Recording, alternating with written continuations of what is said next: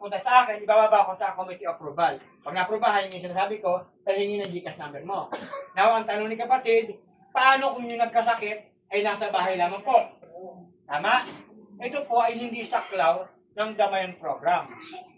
Eh, paano kung nilalagnat lang po pala yun? Tama? So, 1 day lang, pwede ulit pumasok. Eh, gaya ng pagkakabanggit ko, baka nasilaw sa 10,000. Eh, kung dumami pa yung nagpalista sa umabot tayo ng 15,000 o 20,000, hindi lalong nasilaw na. Hindi po ba, no?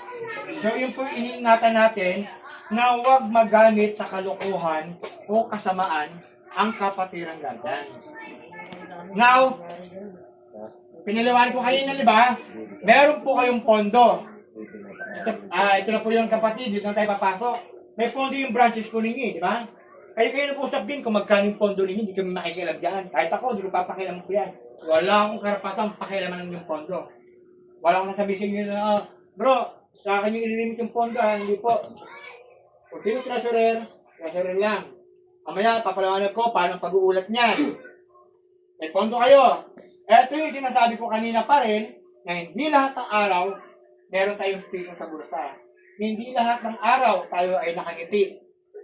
Hindi lahat ng oras, yung pamilyang ating lalapitan ay meron din. Tama pa, no, sir? Sabi kapatid, kung si kapatid lumapit sa branches nyo rito, bro, yung si, talagang walang-wala ako ngayon, baka pwede makaalimala, kahit 2 bayot lang. Ano ako naranasan kong ganyan eh. Yung nag-stokwa ako, sabi nag-stokwa, yung naglaya, hindi pa akong guardian na, stokwa doon ako ng araw yan. Kaya nilagnat ako sa Cavite, kahit piso wala na akong mabunot. Yan ako sarili ko. Wala akong malapitan eh, wala akong kakilala. Eh kung may ganito tayong samahan, nagmamahalan, nagbibigay, nagdadami, nagtutulungan. Ngayon, hindi parang ibibigay mo. Utusan mo, si treasurer mo, bumili ka ng isang banig ng bayot mo. Yun ang ibigay mo. Kasi yun ang kailangan niya eh. Kasi pag pera yan, nung pala, may naka-stack palang bayot mo dyan, wala palang pantaya sa tongit na. Hindi po ba? Kung marami tayong iniiwasan niya. Kasi sa lawak na ng guardian, marami tayong nakita na sinamantala ang mga sumasali at yung mga namumuno, sinamantala din, hindi masali. So, binabago na po natin yung sistema. Kung lumapit, talagang ginawa ko na lahat ng pamamaraan. Nakapit ng mga isang kilong bigas, tapos ng sardinas lang. Pagkasay ko yung 12 kong anak. Diba? Pagkaluban mo.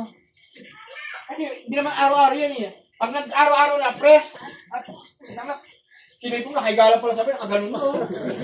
Umasa na pala sa ba, araw-araw, mga tanghali hapunan. Agoy, di atay, no? Sama na. Yung mali na yun. Di ba? Andito ang kapatiran sa oras lamang ng pangangailangan. Yung wala ka ng mga kapitan. Wala ka ng matakbuhan.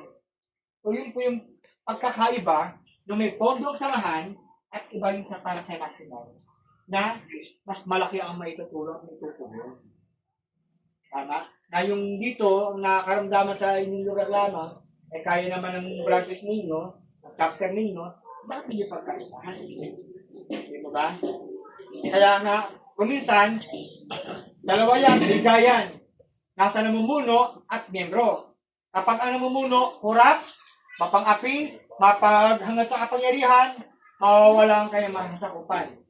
Kapag ang pinuno, aktibo, mapagbigay, mapagmahal, mapag-alaga, kabalot ang miyembro, hindi nakikita, hindi aktibo, wala rin. Wala rin patutunguhan ng inyong cluster. Kaya, kung mga mag-asawa, bigayan tayo. Ako yung tatay, kayo yung mga nanay. Kailangan, pares tayo magbibigay ng kuro-kuro natin. Kung ano maganda para sa mga anak natin. Tama? So, yung po yun ang pagkakaroon. Salamat sir sa inyong katanungan. Ano ba po ang inyong katanungan pa?